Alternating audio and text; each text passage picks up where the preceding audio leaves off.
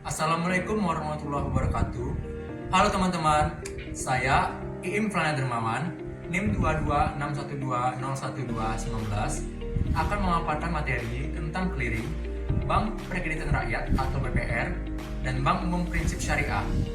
Video edukasi ini merupakan tugas mata kuliah Bank dan Lembaga Keuangan dengan dosen pengampu Bapak Idal Wadelmi, SEI, MSI, serta memberikan informasi kepada teman-teman semua. Salah satu tugas Bank Sentral sesuai Undang-Undang Nomor 23 Tahun 1999 tentang Bank Indonesia adalah mengatur sistem clearing antar bank. Clearing antar bank adalah pertukaran warkat atau data keuangan elektronik antar bank, baik atas nama bank maupun nasabah yang hasil perhitungannya diselesaikan pada waktu tertentu. Warkat atau data keuangan elektronik yang dimaksud merupakan alat pembayaran bukan tunai yang diatur dalam peraturan perundang-undangan atau ketentuan lain yang berlaku. Penyelenggaraan clearing dibagi dalam wilayah clearing karena sampai dengan saat ini memang tidak dimungkinkan untuk menyelenggarakan clearing nasional secara terpusat di satu tempat. Suatu wilayah clearing dibentuk atas pertimbangan pertama, geografis.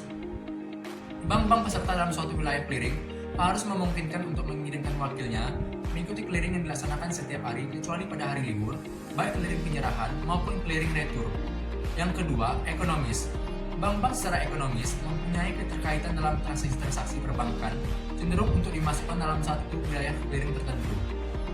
Syarat yang harus dipenuhi oleh suatu kantor bank agar dapat menjadi peserta clearing adalah sebagai berikut. Pertama, suatu kantor bank umum diwajibkan mengikuti clearing setelah mendapatkan persetujuan dari Bank Indonesia. Yang kedua, mempunyai izin usaha yang sah. Yang ketiga, kegiatan administrasi dan keuangan yang memungkinkan untuk memenuhi kewajibannya dalam clearing. Yang keempat, simpanan masyarakat dalam bentuk giro dan kelonggaran tarik kredit yang diberikan oleh kantor tersebut telah mencapai sekurang-kurangnya 20% dari syarat modal depositor umum bagi pendirian bank baru di wilayahnya. Yang kelima, menyetor jaminan clearing sebesar 50%, rata-rata kewajiban 20 hari terakhir dikurangi 40% rata-rata tagihan harian 20 hari terakhir. Kewajiban ini hanya berlaku bagi kantor bank yang baru menjadi peserta clearing atau yang baru direhabilitasi. Jaminan clearing ini berlaku selama 6 bulan terhitung dari tanggal penyetoran. Kewajiban menyetor jaminan clearing ini tidak berlaku bagi peserta tidak langsung atau peserta yang pindah wilayah clearing. Yang keenam, bank peserta menunjuk minimal wakil orang tetap pada lembaga clearing. Warkat yang dapat ikut diperhitungkan dalam proses clearing domestik di Indonesia bukan antar negara, antara lain adalah pertama, cek. Yang kedua, billet giro. Yang ketiga, surat bukti penerimaan transfer. Yang keempat, wesel bank untuk transfer kredit. Bank yang termasuk sebagai peserta clearing adalah bank umum yang berada dalam wilayah clearing tertentu agar tidak dihentikan kepesertaannya dalam clearing oleh Bank Indonesia. Bank Perkreditan Rakyat BPR merupakan salah satu jenis bank yang dikenal melayani golongan pengusaha mikro, kecil, dan menengah. BPR merupakan lembaga perbankan resmi yang diatur bersama Undang-Undang Nomor 7 Tahun 1992 tentang Perbankan dan sebagaimana yang telah disempurnakan dengan Undang-Undang Nomor 10 Tahun 1998 tentang kegiatan usaha secara konvensional atau berdasarkan pada prinsip syariah yang dalam kegiatannya tidak memberikan jasa dan lalu lintas pembayaran. Sejarah BPR tersendiri. Sejarahnya, BPR pada tahun 1948 melalui keputusan Presiden RI nomor 38, pemerintah mengeluarkan paket kebijakan Oktober atau yang sering disebut dengan Paktu 1988 menjadi momentum awal pendirian BPR baru. Bank-bank pasar yang telah terbentuk dikukuhkan menjadi BPR berdasarkan pada Paktu 1988. Kebijakan tersebut memberikan kejelasan mengenai keberadaan atau kegiatan usaha BPR. Bentuk hukum BPR sesuai dengan Undang-Undang Nomor 10 Tahun 1998 berupa: pertama, perusahaan daerah atau BUMD. Yang kedua, koperasi. Yang ketiga, perseroan terbatas berupa saham atas nama. Yang keempat, bentuk lain yang telah ditetapkan dengan peraturan pemerintah. Sesuai dengan peraturan Bank Indonesia Nomor 8/26/PBI/2006 yang telah ditetapkan pemerintah pada tanggal 8 November 2006, BPR disebutkan bahwa modal depositor untuk menerima BPR ditetapkan sekurang-kurangnya sebesar: pertama, 5 miliar rupiah untuk BPR yang didirikan di wilayah DKI Jakarta.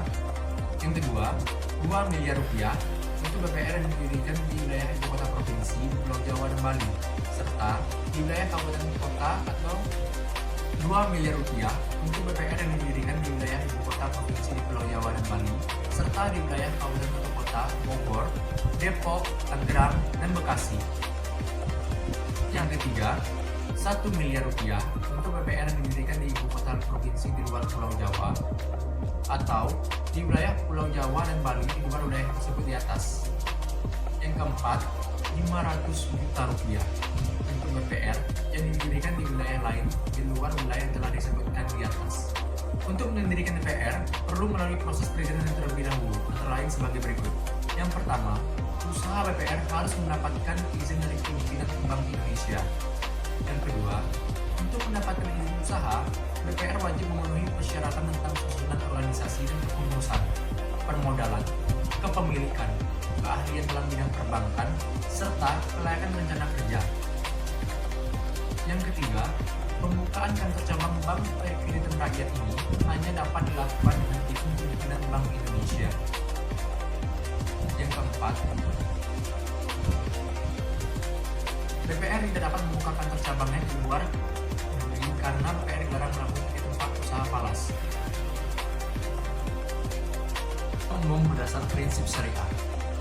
Bank syariah, yakni perbankan yang didasarkan pada prinsip syariah yang sejalan dengan pemikiran Islam mengenai aktivitas ekonomi. Terdapat beberapa dasar hukum yang melandasi perbankan syariah ini.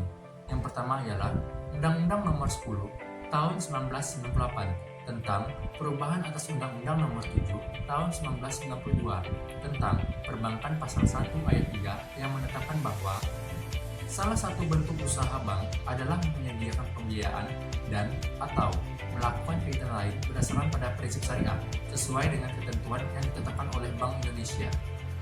Yang kedua, Undang-Undang Nomor 7 Tahun 1962 tentang Perbankan Pasal 6 huruf M yang menetapkan bahwa salah satu bentuk usaha bank umum adalah menyediakan pembiayaan bagi nasabah berdasarkan pada prinsip bagi hasil sesuai dengan ketentuan yang telah ditetapkan dalam peraturan pemerintah.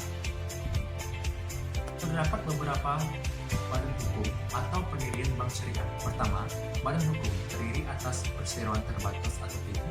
Yang kedua, koperasi. Yang ketiga, perusahaan daerah.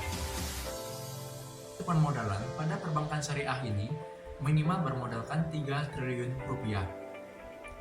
Dan pendiriannya sendiri, yang pertama, wajib berwarga negara Indonesia dan atau Badan Hukum Indonesia. Yang kedua, warga negara Indonesia dan atau Badan Hukum Indonesia dengan warga negara asing dan atau hukum asing secara kemitraan. Berikut merupakan beberapa produk perbankan syariah. Yang pertama, tabungan syariah. Yang kedua, deposito syariah. Yang ketiga, giro syariah dengan bentuk 2 akad. Yang pertama, wadiyah. Yang kedua, mudharabah. Terdapat klasifikasi bank dan segi imbalan atau jasa yang diberikan. Pada bank konvensional, imbalan berbentuk bunga. Sedangkan pada perbankan syariah, imbalan berdasarkan prinsip syariah yaitu bagi hasil. Untuk skema bagi hasil tersendiri, yang pertama, penentuan besarannya. Risiko terhadap bagi hasil dibuat pada waktu akad dengan berpedoman pada kemungkinan untung atau rugi.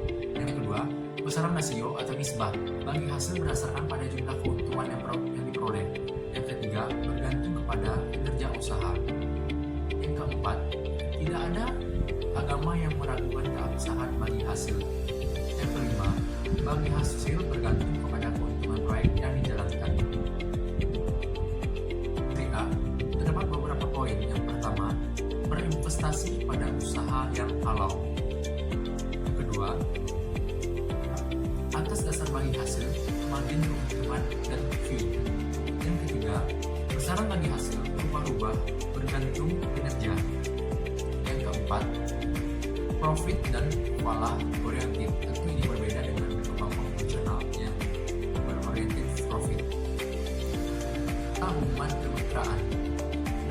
Adanya Dewan Pengawas Syariah.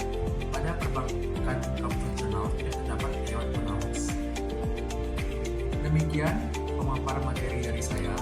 Apabila saya terdapat kesalahan, saya mohon maaf.